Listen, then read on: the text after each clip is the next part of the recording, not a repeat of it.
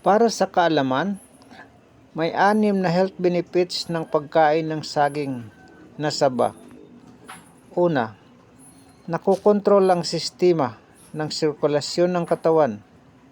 Pangalawa, isang mahalagang pinagmumulan ng mga bitamina at sustansya.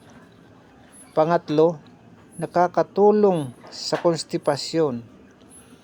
Pang-apat, nare-relieve ang hangover. Panglima, para sa mga taong naninigarilyo, makakatulong ito upang maiwasan at matigil na ang paninigarilyo.